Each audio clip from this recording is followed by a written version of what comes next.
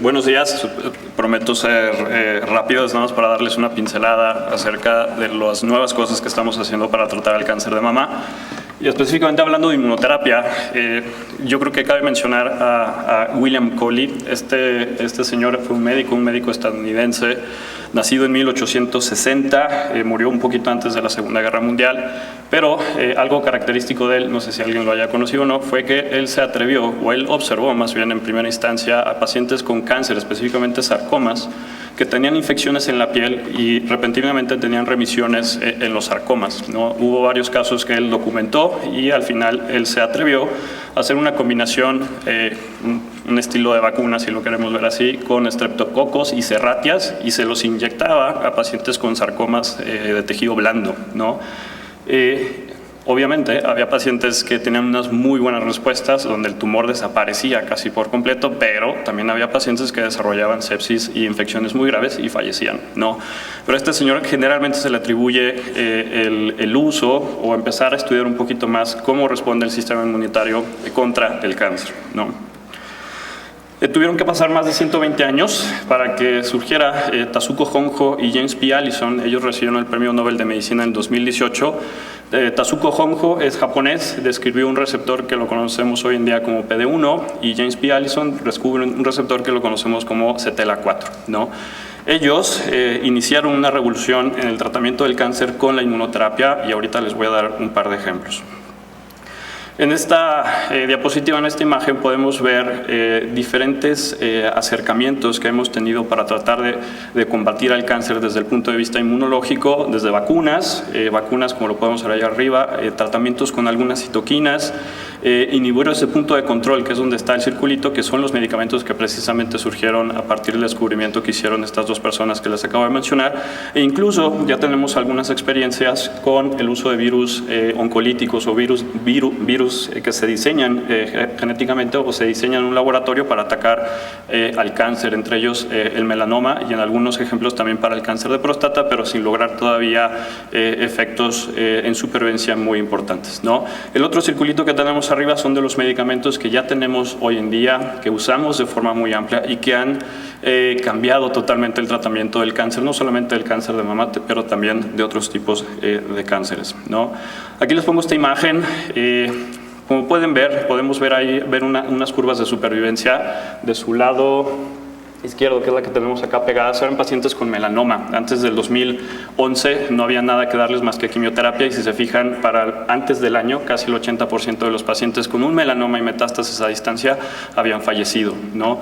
80% de los pacientes con un melanoma y metástasis a distancia con quimioterapia fallecen antes del año. A partir del 2011 empezamos a introducir estos medicamentos de inmunoterapia y vean cómo cambia la curva, ¿no? Es impresionante, la verdad es que fue un cambio, fue un descubrimiento radical, y este fue uno de los motivos por el cual a estas personas se les dio el premio Nobel.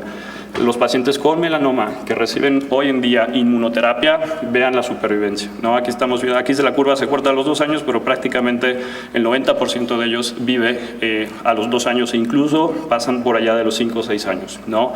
A diferencia de antes del 2011, que todos fallecían prácticamente al año. En esta imagen les pongo nada más a forma de ejemplo cómo podemos empezar a entender un poquito la interacción que está teniendo el sistema inmunitario con el cáncer. Del otro lado, donde está la letra B, si se fijan, está tumor, está el tejido normal, tejido linfoide y la sangre. Y aquí el que tiene la letra A, que también está del lado izquierdo, es cómo interactúan todas estas diferentes poblaciones celulares que dependen del sistema inmunitario para tratar de reconocer y atacar al cáncer, ¿no? El cáncer es un tejido que está vivo, y nuestro mismo cuerpo, nuestro sistema inmunitario, trata de reconocerlo y trata de atacarlo para eliminarlo. Cuando hablamos de inmunoterapia en cáncer de mama, creo que hay 2 temas que hay que destacar. Uno de ellos son los linfocitos que llegan al tumor e infiltran al tumor, ¿no? La definición es sencilla, es nada más esta población de diferentes células inmunes, sobre todo linfocitos, y estos linfocitos, los principales, van a ser CD8 positivos y CD4 positivos. Hay algunos linfocitos de otros tipos, hay células B, hay natural killers, hay una población celular muy heterogénea, pero la gran mayoría de ellos son linfocitos. Y generalmente estos linfocitos, cuando los tenemos en altas concentraciones en el cáncer de mama, nos hablan de un mejor pronóstico, independientemente del tipo del cáncer, ya sea receptores hormonales positivos, HER2 neopositivo, triple negativo, que son las clasificaciones más grandes que tenemos. Cuando hay un infiltrado de linfocitos alto, esto se correlaciona con un mejor pronóstico y una mejor respuesta a los tratamientos, como lo vamos a empezar a ver, ¿no?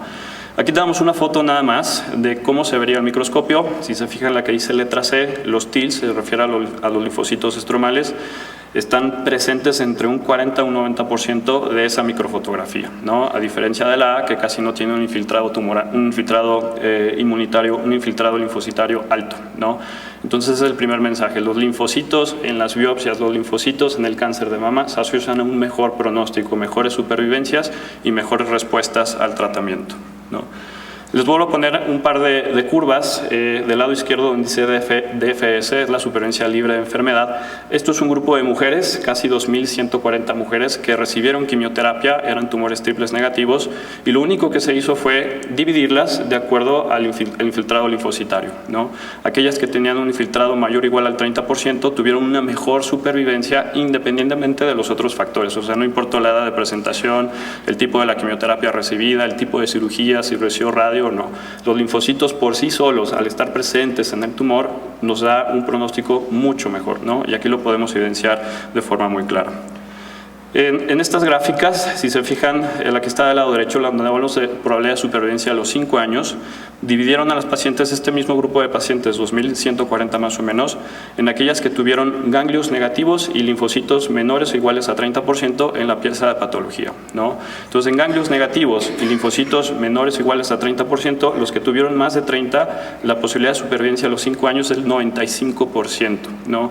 Estos porcentajes se acercan mucho a tumores dependientes de hormonas, donde sabemos que la biología es muy diferente, ¿no? Estamos hablando aquí de tumores triples negativos que tienden a ser muy agresivos, crecen muy rápido, hacen metástasis muy rápidos, pero el hecho de tener linfocitos en la biopsia mejora mucho el pronóstico, ¿no? Cuando tenemos 1 a 3 ganglios y linfocitos arriba del 30%, la supervivencia a 5 años del 89%, ¿no?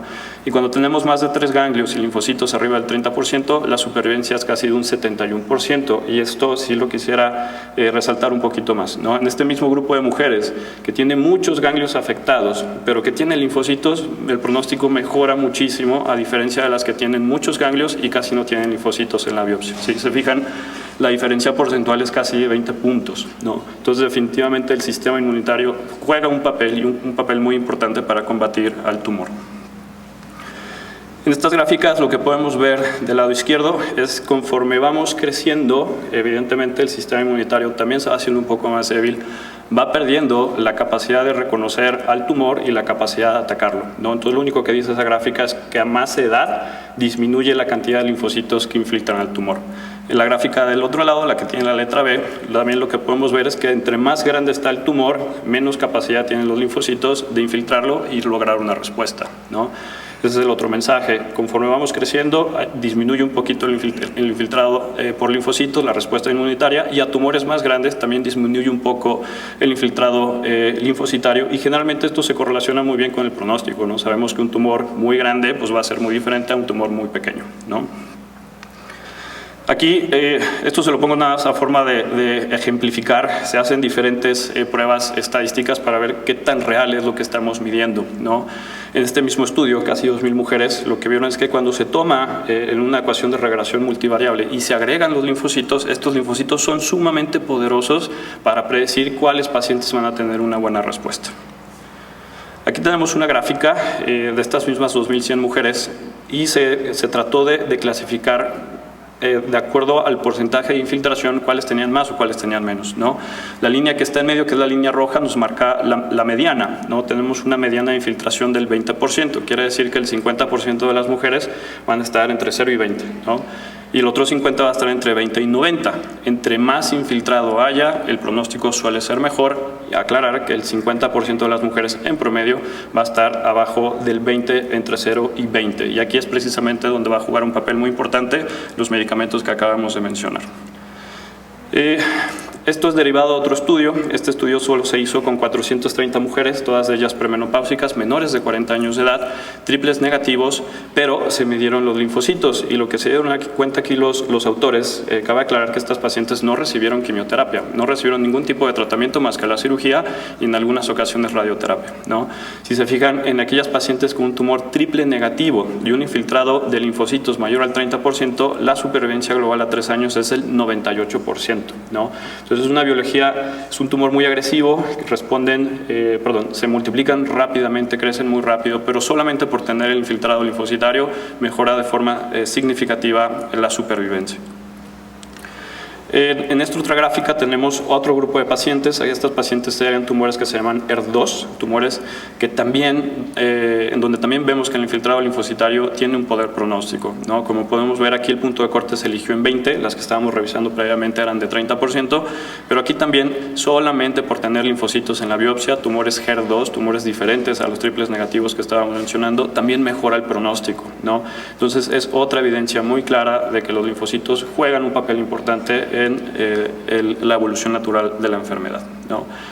Este otro es un metaanálisis. En este metaanálisis lo que se hizo fue agarrar un grupo de mujeres que tenían cánceres un poco más avanzados, todas de ellas recibieron quimioterapia y posteriormente, de forma retrospectiva, se evaluó la infiltración de los linfocitos.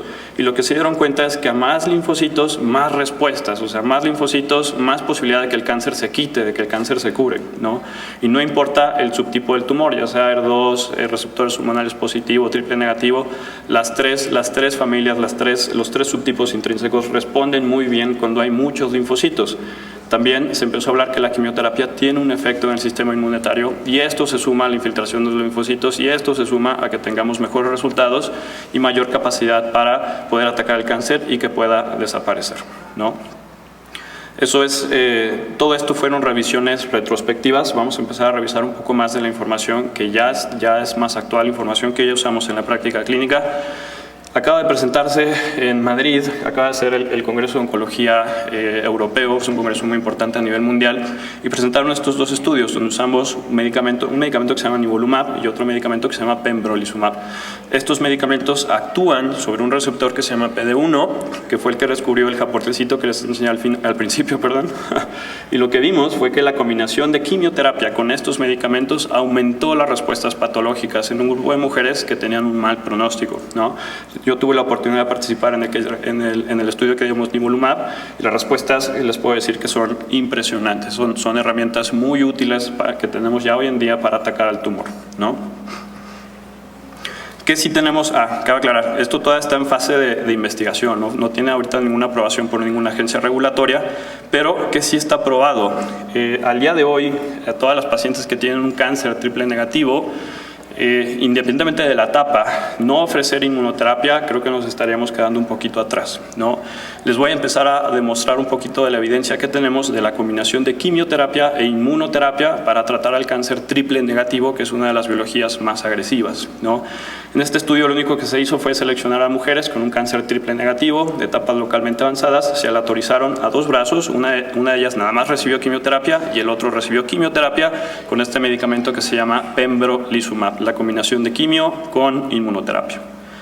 Lo que midieron los autores o lo que ellos pudieron observar fueron que las pacientes que reciben pembrolizumab y quimioterapia, el 65% de ellas eliminó por completo al tumor. El tumor se desapareció, no hubo más cáncer, a comparación de un 51.2% que no recibe pembrolizumab. La diferencia de 13 puntos porcentuales y es estadísticamente muy significativo, ¿no? Podemos ver cómo la inmunoterapia en combinación con la quimioterapia está logrando curar a más mujeres con cáncer de mama triple negativo, que es una biología muy agresiva. Eso es en cuanto a respuestas, y ya tenemos también resultados de supervivencia. La supervivencia para nosotros en oncología es muy importante. Tenemos seguimientos todavía cortos, este es de 36 meses, pero ya se vio que las pacientes que recibieron la quimio con la inmuno viven más que las que no recibieron la inmunoterapia, ¿no?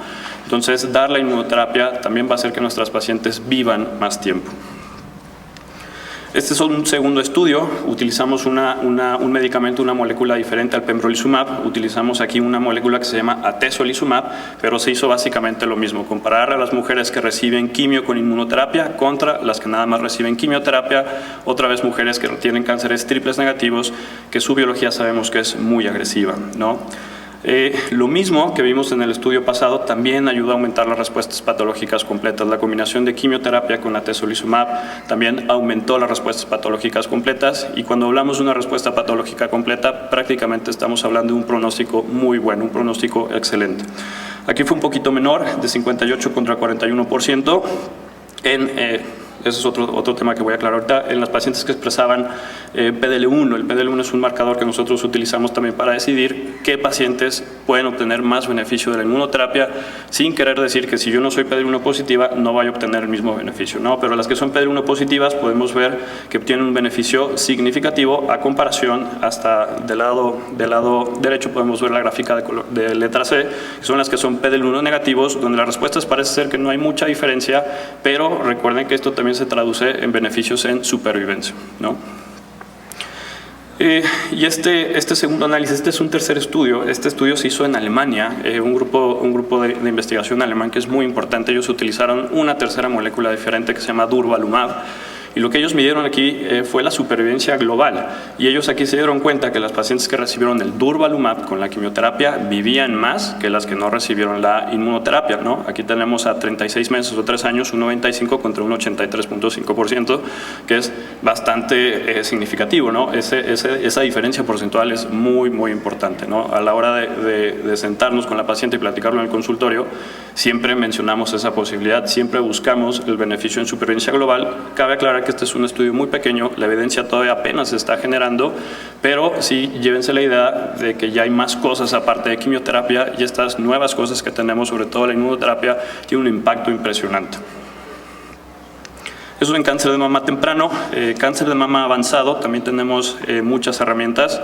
La misma molécula que estamos usando ahorita en etapas tempranas la estamos usando en etapas avanzadas. Lo mismo, un grupo de mujeres que ya tiene metástasis, ya tiene cáncer de mama en los huesos, en los pulmones, en el hígado, se aleatorizaron, se trataron de estudiar a un grupo que recibía quimio con inmuno, en este caso pembrolizumab, contra nada más quimioterapia.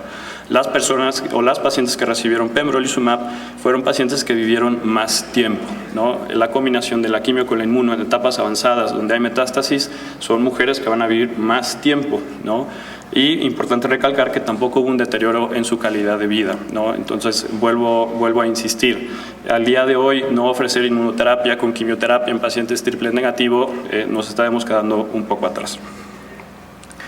¿Qué vimos? También ya tiene reporte a largo plazo y vuelvo a insistir, las supervivencias son mejores. Pembrolizumab con quimioterapia está ayudando a cuidar a más pacientes.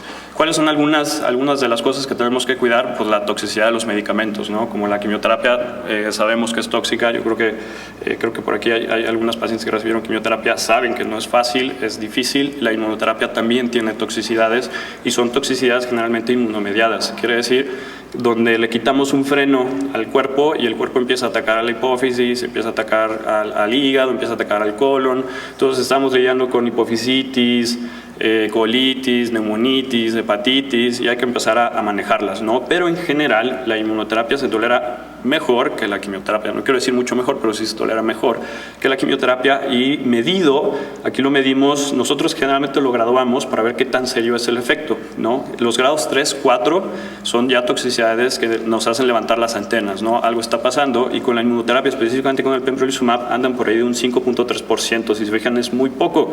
Casi el 95% de las pacientes que reciben inmuno lo van a tolerar de forma adecuada, sin tener una toxicidad que nos lleve a detener el tratamiento.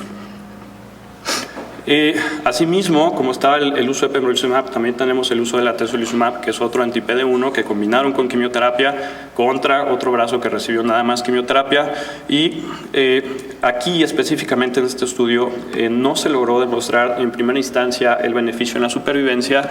Se hicieron después algunos ajustes y se seleccionaron a las pacientes que eran PD-L1 positivas o eran más susceptibles a responder a la inmuno, y este grupo de pacientes sí obtuvo el beneficio, ¿no? Si lo vemos ya a nivel de las agencias regulatorias, pembrolizumab está aprobado casi todo el mundo para etapas tempranas, etapas metastásicas. Atezolizumab no es el caso. Atezolizumab sí está todavía en un proceso de revisión muy extenso, pero pembrolizumab sí apunta a un beneficio, y el atezolizumab también, pero tiene un poquito más que ver con la forma en que se diseñaron los estudios, ¿no? Esto se los pongo también a forma de ejemplo. Esto es una gráfica de la Sociedad Americana de Oncólogos, cómo ellos recomiendan utilizar el tratamiento con la inmunoterapia. Si se fijan, ellos ponen aquí este PD-L1 que les estaba mencionando. El PD-L1 es como un marcador que le hacemos a todas las pacientes para saber si van a responder mejor a la inmunoterapia. Y este es el grupo donde realmente está aprobado. Aquellas pacientes que tienen este marcador positivo, este marcador se hace en el tumor, serían las candidatas perfectas para recibir quimio con inmuno y obtener todos los beneficios de este tratamiento. Hay muchas cosas que se están haciendo ahorita. El campo de la investigación en cáncer de mama y la inmunoterapia es muy amplio, y nosotros hemos estado intentando incluir cada vez a pacientes mexicanas, que es difícil también cuando le explicamos a una paciente si quiere participar en un ensayo clínico. No es nada fácil, la mayoría de ellos se asustan, pero si se fijan, los resultados que estamos teniendo son muy buenos. Y se están haciendo muchas cosas. A algunas pacientes se les está dando quimio, después se detiene la quimio, después la inmuno, se detiene la inmuno y se les da radio. Se hacen combinaciones de diferentes fármacos, y todo esto está en constante evolución para tratar de encontrar cuál es la combinación perfecta y en qué momento hay que utilizarlo para obtener los mejores beneficios, ¿no? A forma de conclusión, sepan que los diferentes subtipos del cáncer de mama, la gran mayoría de ellos ya los podemos combinar con inmunoterapia, y generalmente los resultados son mucho mejores. Sepan también que el cuerpo, el sistema inmunitario, trabaja constantemente para identificar al tumor y tratar de eliminarlo, y lo que estamos haciendo es ayudarles a quitar ese freno para que el sistema inmunitario trabaje mejor y pueda eliminar al tumor. Muchas gracias. Hola, buenas tardes, ¿cómo están? ¿Cómo van? Eso, se desformató un poquito, pero no importa. Sumando esfuerzos en la lucha contra el cáncer de mama. Es precisamente lo que queremos transmitir y la importancia de que participemos en este tipo de eventos. FUCAM y, bueno, por nuestra parte FUCAM, la intención es promover un abordaje multidisciplinario en el manejo del cáncer de mama. No nada más es trabajo de los oncólogos, ellos son los líderes y los que llevan todo el manejo de las pacientes, pero existimos otros servicios, en mi caso cirugía plástica, que complementamos y que llevamos de la mano el seguimiento de estas pacientes. Por eso me gusta este título de Sumando Esfuerzos, porque son todas las especialidades que estamos involucradas, y vamos a platicar un poquito de lo que participa de cada especialidad y lo que cada quien aporta. Por eso la plática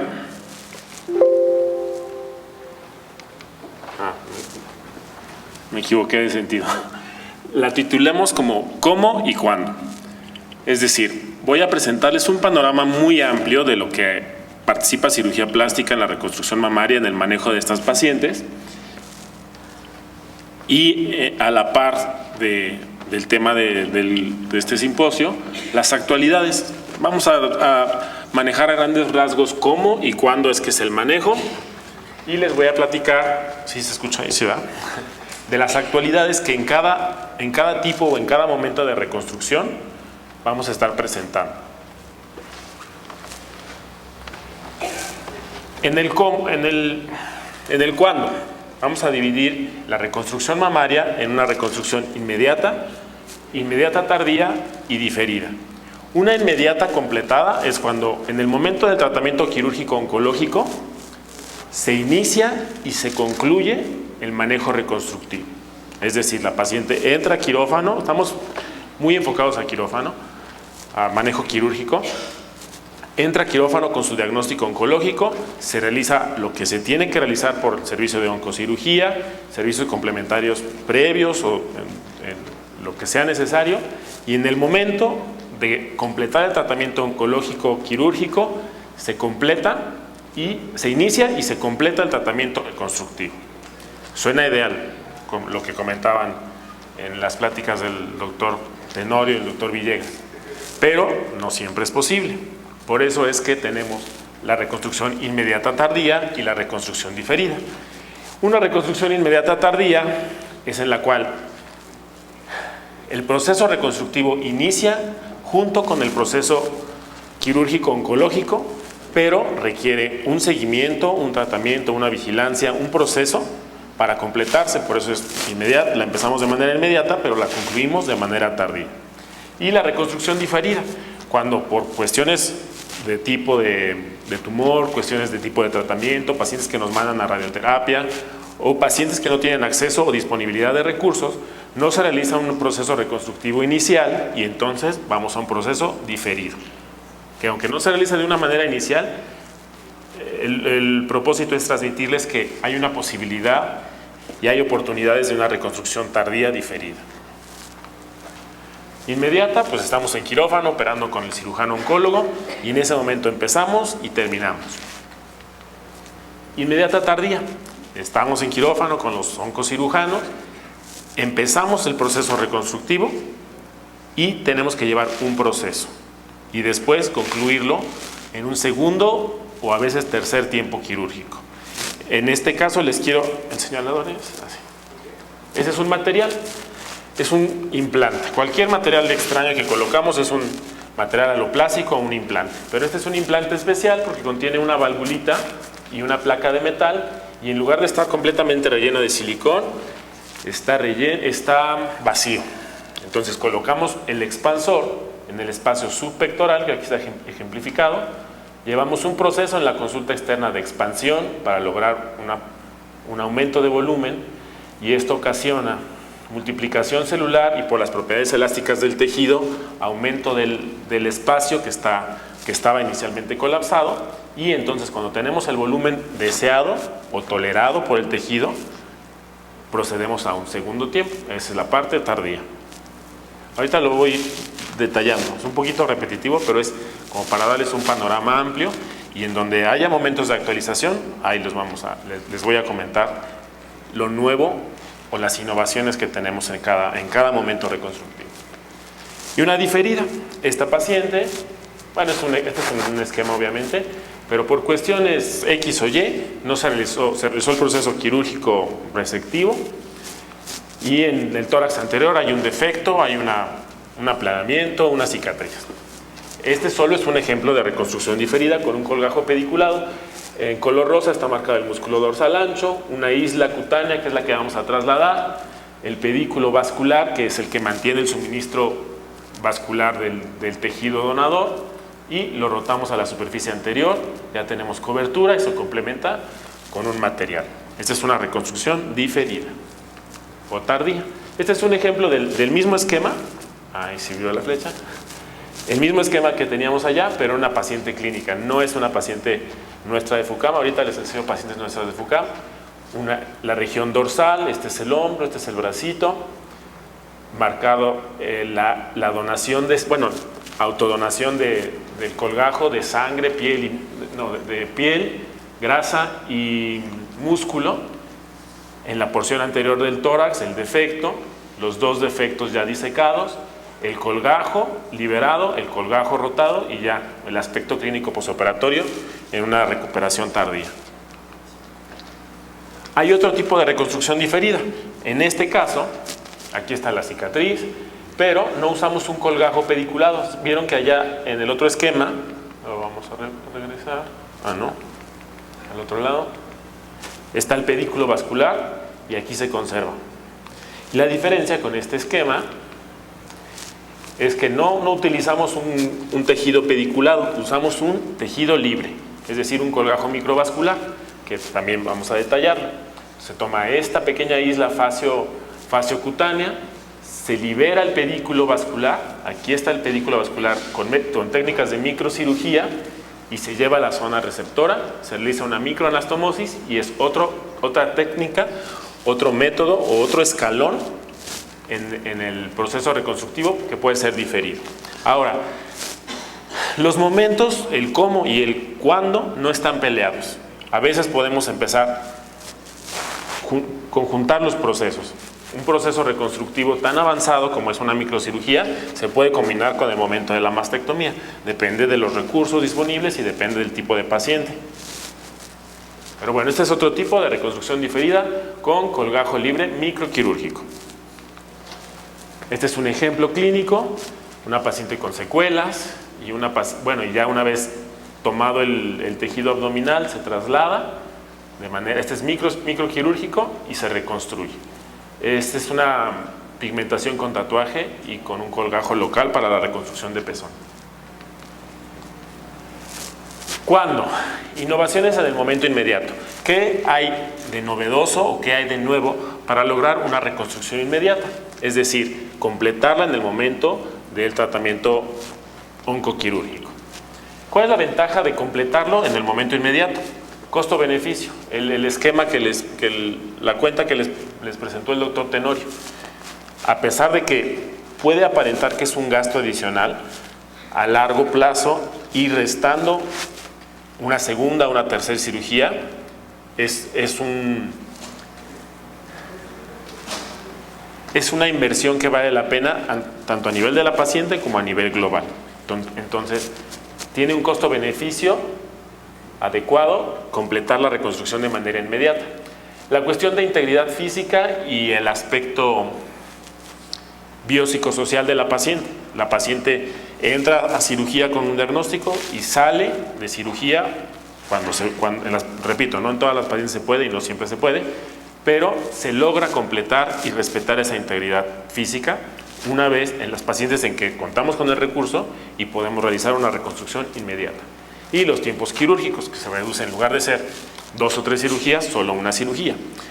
Pero, ¿cómo le vamos a hacer para lograr una reconstrucción inmediata?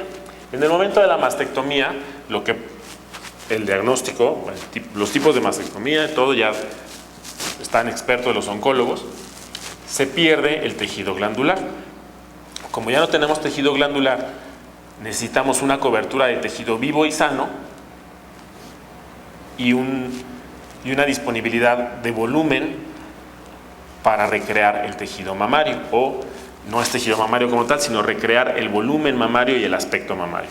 Entonces, para eso nos apoyamos de materiales aloplásicos, es decir, de implantes, o de tejido autólogo, es decir, los colgajos que ya vamos a detallar. La cuestión es que el primer tejido que está disponible es el músculo pectoral. Sin embargo, el músculo pectoral nos alcanza para cubrir implantes muy pequeños, que son equivalentes a mamas muy poco voluminosas, de 150 o 200 gramos. Entonces, si queremos recrear una mama de mayor volumen, que una mama promedio es de unos 300, 400, 500 gramos, no nos alcanza únicamente la cobertura con músculo pectoral. Por eso es que tenemos que recurrir para el otro lado, al expansor. Por eso es que este músculo pectoral aquí no nos alcanza, ponemos el expansor y lo hacemos suficiente. ¿Cómo podemos lograr que el músculo pectoral nos abarque por lo inferior, que es lo que nos falta? Aquí es una innovación, que es el uso de la matriz dérmica. La matriz dérmica es una herramienta, hay diversos fabricantes, es una cuestión de industria. Estos son detalles de un tipo de matriz dérmica celular que es de donador cadavérico. Pero bueno, el principio de la matriz dérmica es de utilizar dermis donada de la misma paciente. Es decir, tenemos disponibilidad de tomar tejido extra de alguna región, se prepara de manera artesanal en el transoperatorio, retirando tejido graso, porque el tejido graso tiene una demanda metabólica que no vamos a poder suplir, entonces tenemos que quitar tejido graso, retiramos los queratinocitos y solamente queda la dermis, que es la porción más profunda de la piel. Y esa dermis nos sirve como cobertura. ¿Por qué? Porque tiene componentes de matriz extracelular y citocinas que nos sirven para un andamio, para una reconstrucción, no solo de mama, pero bueno, en este caso para mama. Sin embargo, no siempre es posible, no siempre la paciente tiene disponibilidad de tejido o no siempre existe el tiempo quirúrgico. Entonces, la industria empezó a ofrecer opciones. Hay opciones de matriz dérmica preparada de porcina, bovina o de cadáver, pero no se puede usar arbitrariamente. Se tiene que hacer una preparación adecuada. Estas imágenes son de esta empresa en particular, en que demuestran que con una tensión de hematoxilina eosina, ya no hay núcleos celulares comparados. La dermis contiene núcleos celulares porque pues contiene células, y después de la preparación ya no hay núcleos celulares. Estas tensiones son para receptores de membrana y tampoco hay receptores de membrana, porque por eso son acelulares, para disminuir la inmunidad y la presencia de material genético del donante en el tejido, en el material, ya no es tejido, en el material que se va a utilizar. Entonces no hay células y hay un andamiaje o una matriz extracelular que es la que nos va a dar la cobertura y a preservar y nos va a dar una utilidad. Y lo que señalan aquí es la preservación de colágena, la proporción de colágena, o sea, la cantidad de colágena y la proporción entre los tipos de colágena, la conservación de elastina y la conservación de heparansulfato. Esa es una matriz dérmica.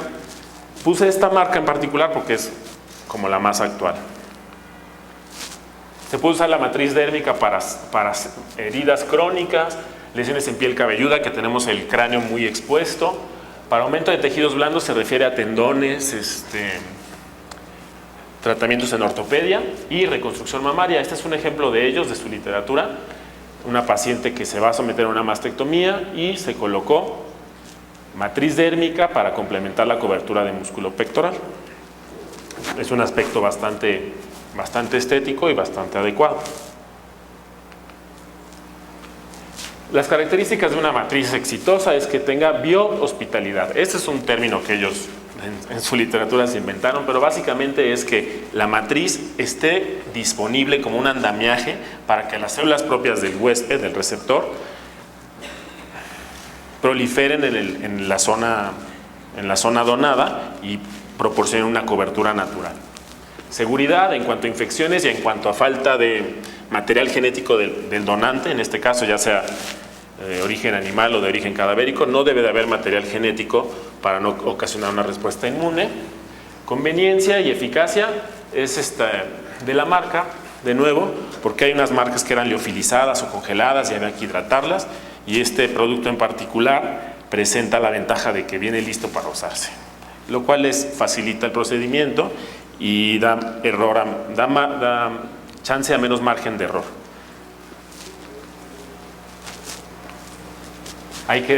Para el uso de la matriz dérmica, para saber en qué pacientes nos conviene, en qué pacientes no nos conviene, hay que evaluar el tamaño de la mama, las características de la paciente, su actividad física, la presencia de otras comorbilidades y otras cuestiones en el plan. Entonces, definitivamente hay algunas pacientes con mamas muy grandes, con comorbilidades, que la cuestión oncológica no nos lo permite, que vamos a tener que pasar a una reconstrucción diferida. Hay pacientes en que podemos combinar el expansor con la matriz dérmica, o hay pacientes que por ciertas características podemos utilizar la matriz dérmica de manera directa con un implante. De nuevo un ejemplo de ellos. Resección de tejido glandular y cobertura de implante y con matriz dérmica. La matriz dérmica, les había yo mencionado que puede complementar el músculo pectoral. También hay otra variante en que se hace un abordaje prepectoral, es decir, inmediatamente por encima del pectoral, sin disecarlo, sin separarlo, se recubre el implante con la matriz dérmica y es menos invasivo en cuanto a que no se altera la anatomía del músculo pectoral. Sin embargo, tiene estos efectos como unas arruguitas, que es un rippling, se llama, que mencionan ellos que se puede complementar después con transferencia grasa. Entonces ya no tiene la ventaja de que nos ahorramos el segundo procedimiento, pero tiene la ventaja de que no alteramos la anatomía del músculo pectoral.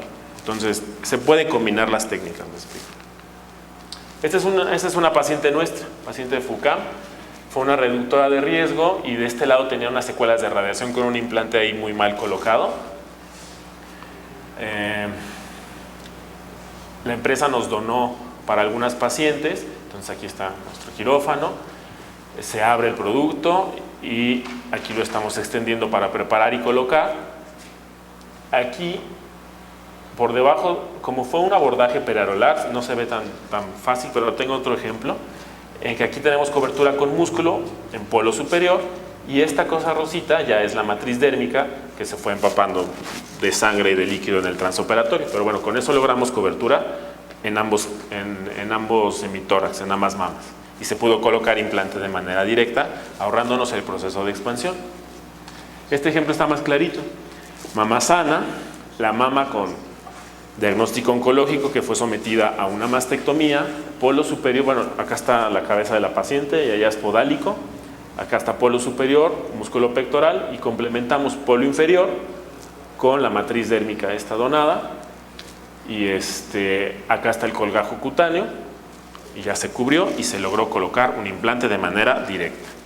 Es ella. Aspecto preoperatorio, esta es la mama afectada, marcaje preoperatorio. Y este es el aspecto postoperatorio a las 3 semanas, bastante adecuado. La posición del surco inframamario se logró igualar prácticamente al 100 con la extensioncita acá abajo de la matriz dérmica y el volumen es prácticamente el mismo, solamente falta la proyección del pezón. Otro caso, se sometió a mastectomía bilateral y en el seguimiento no es cierto, no fue bilateral, solamente fue mastectomía de este lado y en este lado solamente fue un aumento mamario estético. Acá cubrimos con la matriz dérmica el implantito y este es un implante únicamente estético. El futuro pues es aumentar el uso de este tipo de recursos, que básicamente es aumentar su conocimiento, su uso y la disponibilidad financiera, porque bueno, implica un costo. Sin embargo, como de nuevo regresando a lo que mencionó el doctor Tenorio, empresas como las aseguradoras se dan cuenta que les conviene más invertir o gastar. Las aseguradoras son el villano. En conseguir este material y entonces ya no pasar a una segunda o tercera cirugía. Ese es otro ejemplo de otra publicación en la cual complementan polo superior, pectoral, polo inferior, matriz dérmica. Pero bueno, el futuro es aumentar el uso de estos recursos siempre que la paciente sea candidata. Obviamente no es para todos los casos. En la inmediata tardía, regresando al expansor subpectoral, cobertura polo superior con pectoral.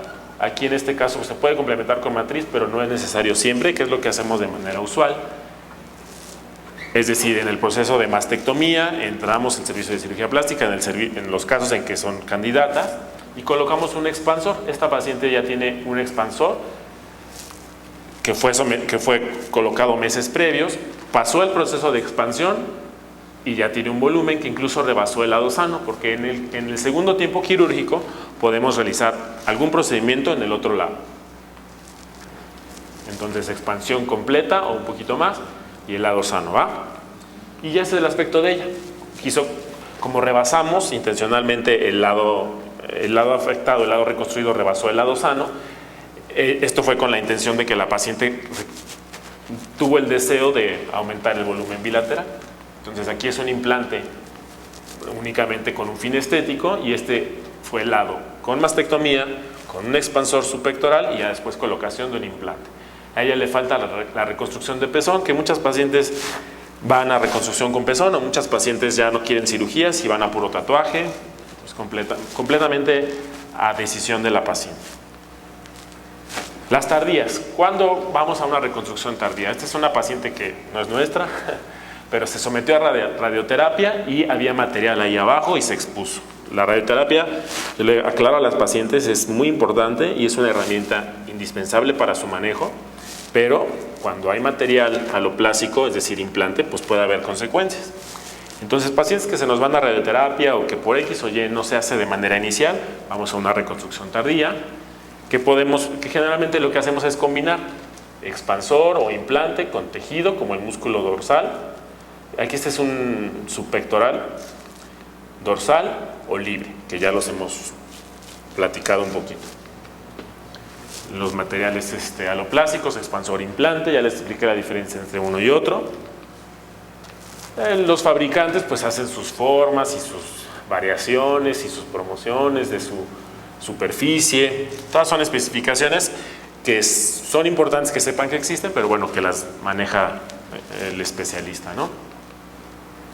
Diversas formas, diversos planos de colocación, pero aquí estamos limitados en el plano de colocación por la ausencia de tejido glandular. Y los tisulares, es decir, tejido autólogo, tejido propio de la paciente, colgajos locales, músculo pectoral, colgajos pediculares, músculo dorsal o músculo recto del abdomen, y los colgajos libres, que son los microquirúrgicos, que más o menos ya les di un detalle de lo que fue. Es que esta no es la presentación. Hay un concepto en cirugía plástica, supongo que también aplica para varias especialidades, pero en cirugía plástica existe la escalera reconstructiva, es decir, vamos de lo más sencillito a lo más laborioso. Sin embargo, esto no siempre es el caso. No a todas las pacientes con una cirugía, la que sea, vamos a hacer un cierre por segunda intención. Por eso tenemos un concepto que se sobrepone a la escalera reconstructiva y se llama elevador reconstructivo. Es decir, en lugar de quedarnos y ir subiendo pasito a pasito, nos vamos al nivel que es el más adecuado para cada paciente. Y no está peleado, como les decía hace un momento, el momento con la técnica. Si tenemos una paciente que es una muy buena candidata a una mastectomía y en ese momento reconstruir con una matriz, nos subimos, saltándonos los demás escaloncitos. O si vamos a hacer de una vez un colgajo libre, tenemos los recursos, tenemos el microscopio, la paciente es buena candidata por su ausencia de comorbilidades, pues podemos hacer mastectomía, toda la cuestión oncológica y subirnos un colgajo libre. Esta diapositiva es para que sepan que existe la escalera, pero ya nos gusta más el elevador, es decir, irnos a la opción más adecuada para cada paciente. Colgajo pediculado dorsal. Se me murió aquí. Ya regresó. Colgajo dorsal. Este es un ejemplo de la literatura, el esquemita mismo, la isla de la espalda. Esta isla inclinada, transversa, no me gusta mucho. Entonces nosotros hacemos una isla que no se las puse, que tiene una disposición transversa para que se oculte con el brasier de la paciente. Pero bueno, paciente nuestra con secuelas de radioterapia, se ve las costillitas, la parrilla costal expuesta. Postoperatorio inmediato, al día siguiente ya tenemos una curva del surco inframamario y un volumen, una cobertura, ya no se ven las costillas y aquí está un expansor. Después pasan un proceso de expansión. Esta es otra paciente, pero esta es una paciente que ya expandimos el expansor. Se ve esta islita, que es lo que nos robamos de la espalda, y tiene un volumen bastante adecuado. Nos falta quitar expansor, poner implante, y esta paciente quiso una simetrización con mastopexia, simetrización con reducción, simetrización con aumento, colocación. ¿De acuerdo? Estos son pacientes nuestras de FUCAM con colgajo dorsal. Otro colgajo pediculado es el recto del abdomen. Se toma todo el espesor de músculo recto, se corta el aporte sanguíneo de la epigástrica inferior y se rota el tejido. Pero, bueno, aquí está rotado el tejido. Esto más rosadito es el músculo. ¿Qué pasa? Tenemos un déficit de músculo y un defecto en la pared. Una ventaja estética menor, que hay un exceso de tejido en el abdomen que se va a perder y que se va a utilizar en el tórax, en la superficie anterior del tórax. Pero fíjense cómo tenemos un déficit de músculo. Es muy interesante, como también en las pláticas anteriores, cómo la historia de los procedimientos o la historia de los tratamientos nos va dando la pauta para los avances. Entonces aquí perdemos músculo. Y luego a alguien se le ocurrió, ¿por qué nos llevamos el músculo si lo que nos da la oxigenación pues es el vaso, ¿no? Vamos a respetar el músculo. Hubo un estudio de arterias perforantes. Una arteria perforante es un concepto en cirugía plástica en el cual una arteria atraviesa un tejido, perfora un tejido, por eso se llaman perforantes, y nutre un territorio faciocutáneo o nada más cutáneo sin tener que tener un déficit muscular. Entonces, por eso desarrollaron el colgajo DIEP, Deep Inferior Epigastric Perforator Flap, o sea, perforantes de la epigástrica inferior. Ya no estamos afectando las arterias epigástricas, solamente estamos tomando perforantes de esas arterias. Entonces, por técnica microquirúrgica, buscamos las arterias perforantes, se levanta el colgajo y se traslada uniéndose a perforantes de la mamaria interna. Entonces aquí está esquematizado, están las arterias. Si ven aquí, en el esquema ya no está el músculo tomado. Acá ya no está la parte de esa rosita que veíamos como el músculo así gordo, ancho. Solamente es una isla y su pedículo. Necesitamos microscopio, necesitamos una curva de aprendizaje. Una curva de aprendizaje de un microcirujano es como de 10, 15 años. Entonces es como que lo que nos falta. No nos falta, sino lo que hay que invertir en cuanto a recurso humano. Ya está aislado, ya está levantado, ya está colocado. Un aspecto muy adecuado. Y aparte la ventaja de que no tenemos implante, no tenemos material. Y luego al tomar la arteria perforante puede haber lesión de los nervios, lo cual, a pesar de que no haya un déficit anatómico de la pared abdominal, al estar denervada puede dar debilidad y hernias. Entonces alguien dijo, vamos a respetar ese nervio y vámonos por otra arteria que pasa lejos del nervio. Entonces, tomando el mismo territorio fasciocutáneo, vamos a tomar solamente la Superficial Inferior Epigastric Artery, que es otro colgajo de la CIA, que tiene el mismo territorio. La desventaja de la CIA es que es muy inconstante. Entonces, cuando hacemos una CIA, hay que ir listos, por si no la encontramos, pues acabamos en un diente.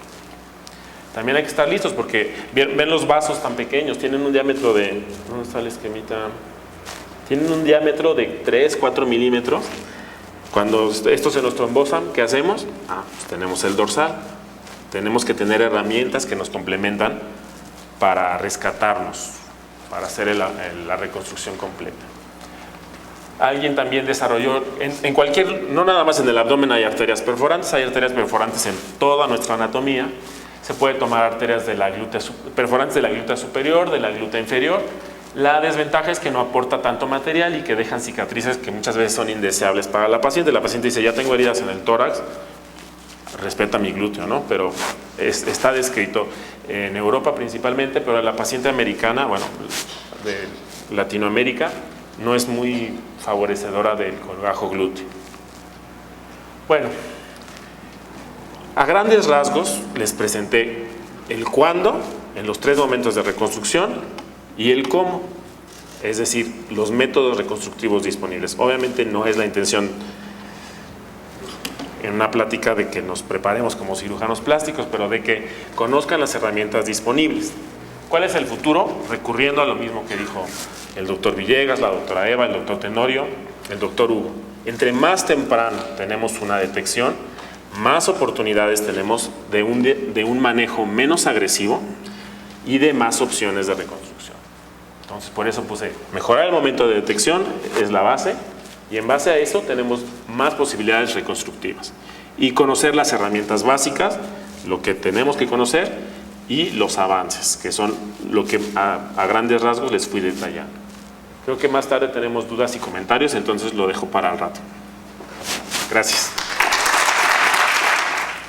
Hola, muy buenas tardes. Muchas gracias a todos por la invitación, a los organizadores de este evento y a todos los que han precedido para platicarles acerca de este proyecto.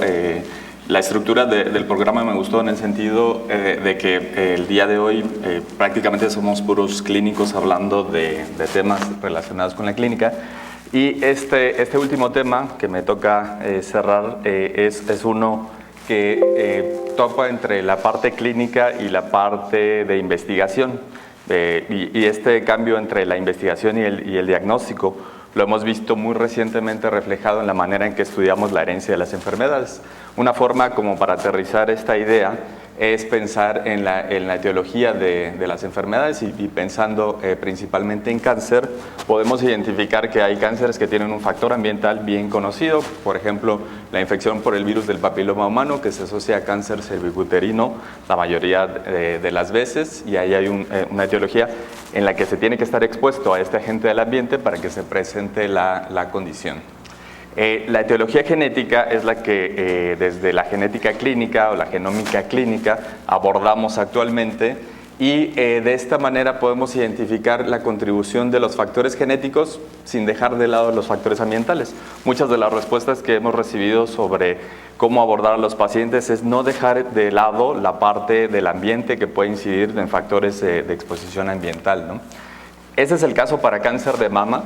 La mayoría de las pacientes tienen una explicación del origen de su enfermedad, porque a todos, por lo menos los que somos clínicos, nos ha tocado que los pacientes nos pregunten: ¿esta enfermedad se puede heredar? ¿Esta enfermedad puede afectar a otro de mis familiares? ¿Y cuál es la posibilidad de que vuelva a ocurrir esta misma condición en ellos? Y esa pregunta hoy día se puede contestar de muy buena manera, identificando algunos criterios clínicos. El cáncer de mama además tiene una presentación monogénica o dada por un solo gen o uno de una lista de genes, y esto corresponde en promedio al 5 al 10% de todos los casos.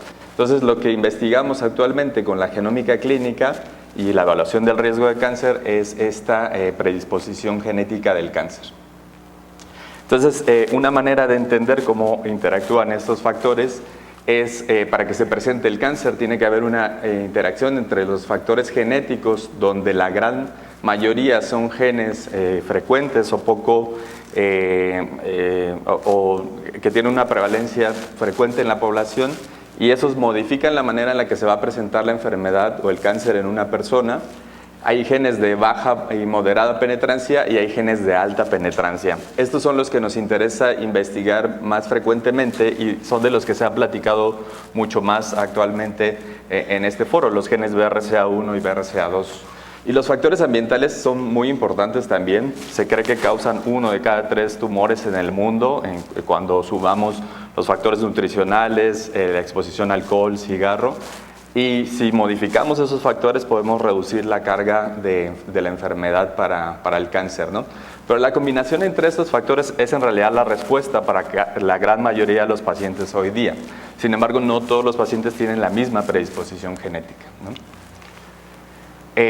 Hoy día, y en el transcurso de estos años, de 1994, cuando se identificó BRCA1 y luego 1999, se lograron identificar los 2 genes más importantes en cuanto a riesgo de cáncer de mama, por eso su nombre es Breast Cancer Gene, o gen del cáncer de mama tipo 1 y tipo 2. Y después, a partir del 2005, que la tecnología de secuenciación masiva paralela y después su implementación clínica en el 2012-15 aproximadamente, se comenzó a expandir esta lista de genes, que no solamente son estos 2, sino otros que tienen relaciones directas con estos genes porque funcionan dentro de una misma vía de reparación por recombinación homóloga, o genes que tienen que ver con el ciclo celular, como CHEK2, reparación también, inicio de la reparación del mismo DNA, fueron descubriéndose paulatinamente para poder tener este gran esquema de genes, y por eso actualmente preferimos el uso de paneles multigen en lugar del análisis de un gen o 2, ¿no? Como les decían al principio, el costo ha ido abaratándose y por lo tanto podemos estudiar más genes. Sin embargo, tampoco estudiar muchos genes resuelve siempre la pregunta de qué es lo que está pasando.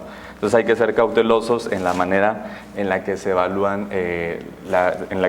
la predisposición genética de cáncer. Entonces, además de que es una lista de genes, esta lista de genes tiene una representación porcentual. Esa representación porcentual, como se decía antes, de que la mastografía es la reina del tamizaje para cáncer de mama, BRCA1 y BRCA2 son los reyes de la predisposición genética del cáncer. Sigue siendo, esta diapositiva es vieja, pero sigue siendo un 20% de los genes que incrementan la susceptibilidad cuando se analizan las familias o pacientes que pertenecen a familias con agregación de cáncer de mama.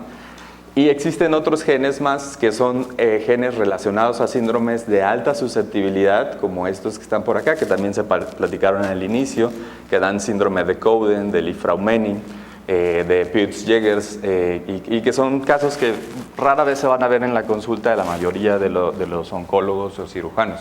O sea, son pacientes que se ven pasar con poca frecuencia.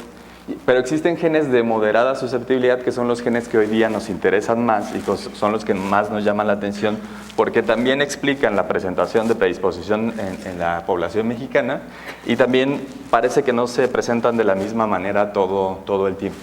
Y también hay una lista de genes de baja susceptibilidad que ha ido incrementando gradualmente, y también hay familias, como yo le preguntaba hace rato, ¿qué pasa con las familias que ya les hicimos una prueba genética, tienen agregación familiar de cáncer y no les encontramos un gen mutado, ¿no? Ellos de seguro tienen algún mecanismo que les elevó el riesgo. Yo por ahí recuerdo una paciente que tuvo cáncer de mama, ovario y páncreas. Le analizamos un panel de genes que en ese momento eran 94 y no le encontramos ninguna alteración genética, ¿no? Entonces, muy probablemente ella tuviera alguna forma de susceptibilidad biológica, pero no necesariamente genética, o a lo mejor algo fuera del gen, de la parte que se lee, que es la región codificante.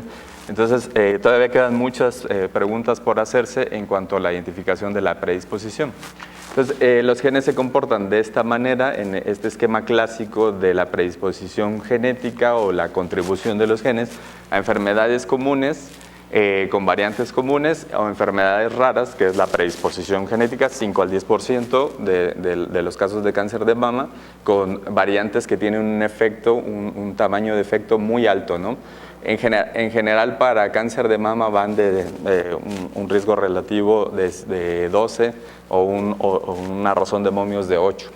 Y esas son las variantes genéticas que tratamos de identificar convencionalmente con el análisis multigen, con la secuenciación de los genes, porque tienen esta forma de presentación como esta curva.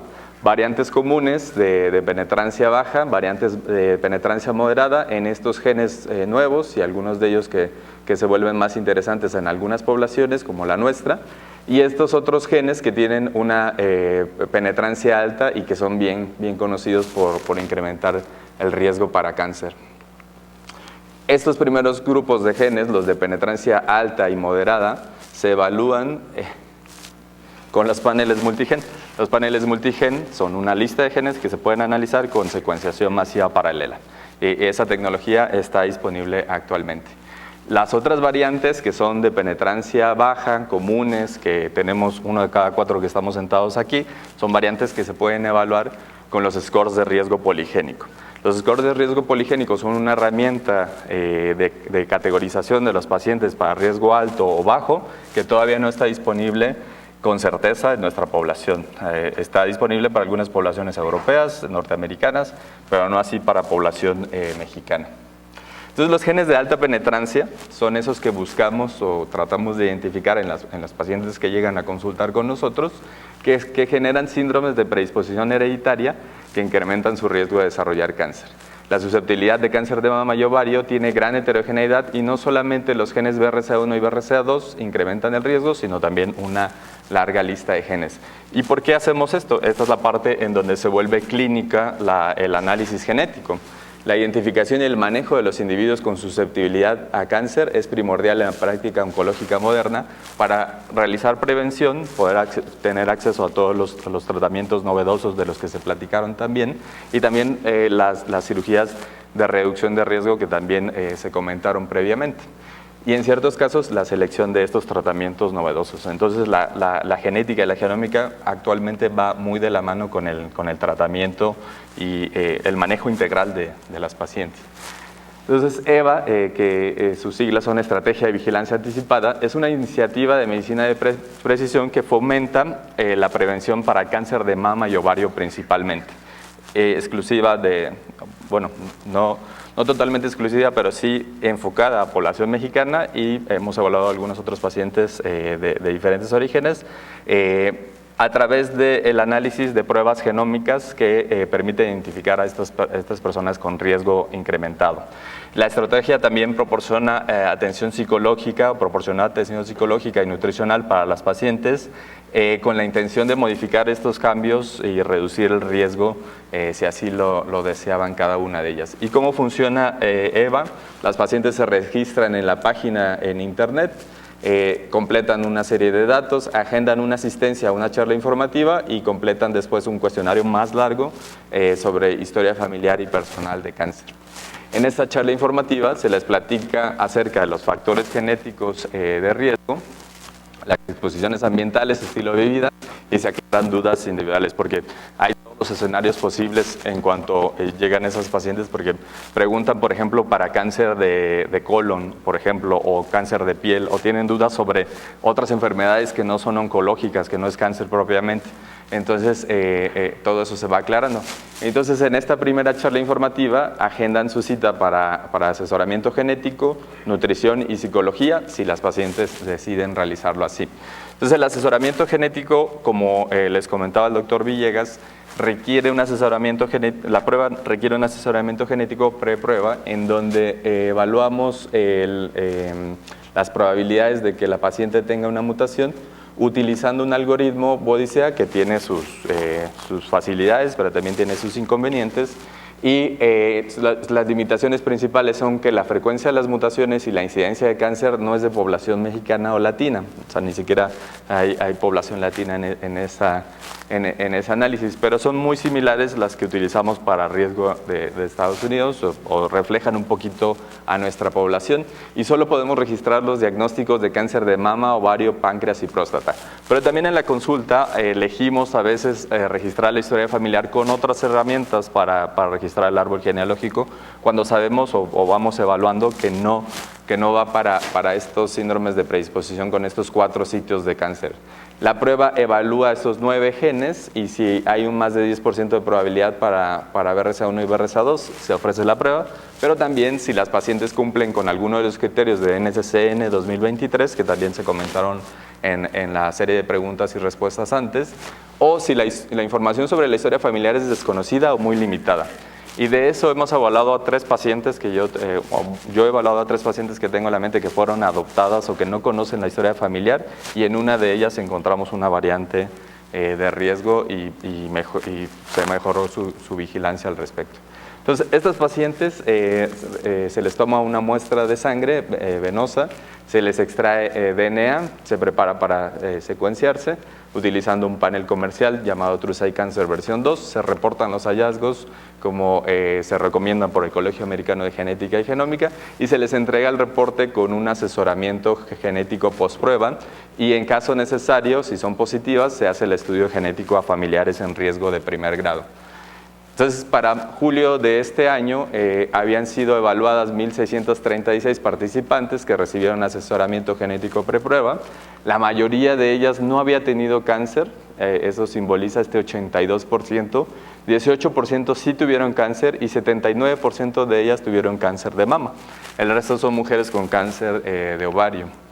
De estas 1.636 participantes, 609 cumplieron algún criterio de riesgo de la NCCN o tuvieron un score más del 10%, que representan el 37% de esta totalidad, firmaron un consentimiento informado, se les realizó el estudio genético y eran un total de 436 casos índices y 173 familiares. De esos casos índices analizados hasta julio del 2023 eran 372, con diagnóstico de cáncer eran 141 y sin diagnóstico de cáncer eran 231. Y aquí lo que quiero llamarles la atención es la cantidad, el porcentaje de pacientes que están positivas para la prueba. Clasificamos los resultados en 3 categorías, positivo, negativo y no concluyente, que corresponden positivo a las variantes probablemente patogénicas y patogénicas, que como bien dijo el doctor Tenorio, se manejan de manera similar. Las variantes no concluyentes, los resultados no concluyentes son las variantes de significado incierto, y negativos que no encontramos ninguna variante reportable clínicamente que no correspondía a ninguna de las otras categorías. Entonces, con diagnóstico de cáncer es un 25%, o sea, son pacientes seleccionadas por algún criterio, y el porcentaje es muy similar a la literatura. Hay literatura que también baja hasta 12%, 8%. Y sin diagnóstico de cáncer, con historia familiar de cáncer, era un 20%. La diferencia porcentual es muy pequeña y prácticamente son poblaciones que se llegan a parecer entre ellas. Y si se fijan, la mayoría que llega a consultar son mujeres sin cáncer. Esa es una gran accionabilidad clínica porque son pacientes que aún no han desarrollado cáncer, y en Estados Unidos se les conoce, se les denomina previvors. Son pacientes que tienen la posibilidad de entrar en una vigilancia más cercana, en donde se puede acceder, por ejemplo, en medida de lo posible a resonancia magnética, estudios de mastografía con tomosíntesis, proponer las cirugías de reducción de riesgo, y todo esto dependiendo del gen que está afectado y de la voluntad de la paciente. Los genes más recurrentemente mutados son estos, los reyes de la fiesta siguen siendo BRCA1 y BRCA2. El tercer gen en frecuencia es CHEK2, que es ahora mi gen favorito, es el gen con el que he trabajado mi proyecto de doctorado, y existe pues una larga lista de genes, algunos de ellos poco asociados a cáncer de mama, como VHL, por ejemplo, MITF, que son genes que tienen poca relevancia clínica, pero entonces ahí es donde empezamos a investigar un poquito más acerca de la literatura y ver si están relacionados clínicamente con un síndrome de predisposición a cáncer de mama o no, para darle esa información a la paciente y que tenga una accionabilidad especial y que tenga una vigilancia detallada. En algunos casos, como ha sido reportado en la literatura, al analizar un panel multigen, podemos encontrar variantes concomitantes, dobles heterocigotos, y hemos encontrado que BRCA2 con CDKN2A, con dos variantes prevalentes en población mexicana, se ven con mucha frecuencia. BRCA2 está en el cromosoma 13, y CDKN2A está en el 21 o en el 22, por lo tanto pues, no pueden ir juntas, más bien ocurren frecuentemente en población por algún efecto que no tiene que ver con que estén en el mismo cromosoma. Y hay otros genes que también van juntos, ¿no? BRCA2 con FANC-A, CHEK2 con RAD50, RCC5 con MUTI-H y por último MUTI-H con BRCA2, combinaciones de genes, y que nos hemos dado a la tarea de investigar si estas pacientes que tienen dos mutaciones tienen como un tipo de supersíndrome o un síndrome más agresivo de cáncer hereditario, y al parecer la literatura dice que no, pero estamos siguiendo también a estas pacientes para saber qué está pasando con ellas. Los familiares en riesgo, que son un subgrupo también de pacientes que requieren una evaluación porque están en el mismo esquema familiar y por lo tanto son familiares que tienen una probabilidad considerable de haber heredado la variante o ser quien heredó la variante al paciente índice. Evaluamos a 18 de ellas con cáncer, 133 sin diagnóstico de cáncer. Aquí son hombres y mujeres, porque el grupo anterior que ingresa al proyecto son solamente mujeres, y en 105 había sido finalizado el estudio genético y 27% de ellos son individuos positivos, ¿no? Que esto pues se va acercando como un poco más a esta frecuencia de herencia de una condición dominante, como ocurre con la mayoría de estos síndromes de predisposición.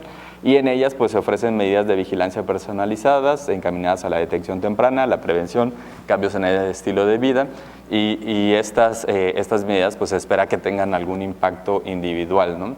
Entonces, algunas de las áreas de oportunidad que hemos identificado en la población que atendimos y que tienen que ver con los niveles que trabajamos, por ejemplo, para nosotros como personal médico, la identificación de la utilidad de la prueba genética en cáncer, y ya les presentaron un número de lo mucho que se ahorra al tener un genetista clínico y unas pruebas genéticas asociadas a ese genetista clínico a la mano. Y sobre la interpretación e impacto de los hallazgos, que eso también tendría que evaluarse con mucho más detalle.